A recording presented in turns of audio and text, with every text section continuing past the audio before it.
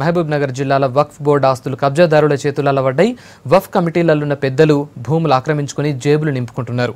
కబ్జా అయిన వక్ఫ్ ఆస్తులు కాపాడేందుకు శాసనసభాపక్ష వక్ఫ్ ఆస్తుల కమిటీ మహబూబ్ నగర్లో తిరిగింది.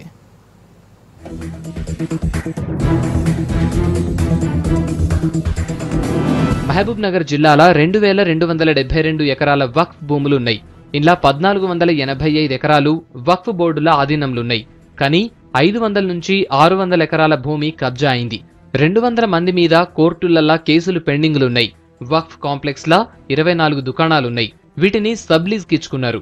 వక్ఫ్ బోర్డుకు ఆదాయం రాకుండా మధ్యలుండేటోళ్లే జేబులు నింపుకుంటున్నారని చెప్తున్నారు ఇక్కడున్నోళ్లు. ఎన్నో ఏండ్ల సంధి ఈ దందా నడుస్తాంది.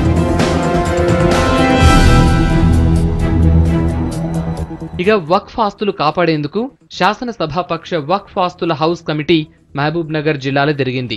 వక్ఫ్ కమిటీ రాష్ట్ర అధ్యక్షుడు బాజిరెడ్డి గోవర్ధన్ మహబూబ్ నగర్ జిల్లా పరిషత్ మీటింగ్ హాల్లో మైనారిటీ సంక్షేమ శాఖ, రెవెన్యూ శాఖ ఆఫీసర్లతోని మీటింగ్ పెట్టినారు. జిల్లాలున్న వక్ఫ్ భూముల్ని ఎట్లా కాపాడుతున్నారని జిల్లా అధికారులతోని అడిగి తెలుసుకుంది కమిటీ.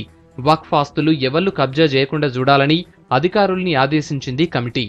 వక్ఫ్ ల్యాండ్స్ దాదాపుగా 2727 ఎకరాలు ఉన్నవని మాకు రికార్డ్ పరంగా ఉన్నాయి.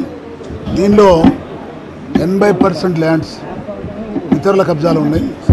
మిగతా 20% ల్యాండ్ అవుతుంది. దానిలో వచ్చే ఆదాయం చాలా తక్కువ ఉంది, కాంప్లెక్స్ కానీ ఇతర నిర్మాణాల్లో.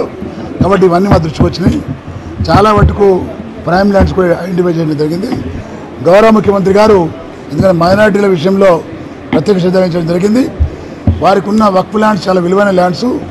వాటిని దుర్వినియోగం చేసి కొంతమంది మాత్రమే లబ్ధి పొందుతున్నారు. కాబట్టి పేదవాళ్లకు వాటి యొక్క లాభాన్ని పంచే విధంగా మరి కమిటీని వేయడం జరిగింది. కాబట్టి తప్పకుండా వాటిని కాపాడి మరి ఈ కమిటీ సరైనటువంటి పద్ధతిలో రిపోర్ట్ సబ్మిట్ చేస్తుంది.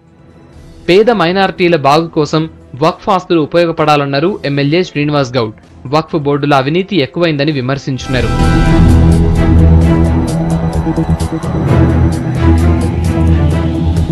ఇప్పటి సంధి రాష్ట్రంలో వక్ఫ్ భూములు కబ్జా కాకుండా చూస్తామని హామీ ఇచ్చింది కమిటీ.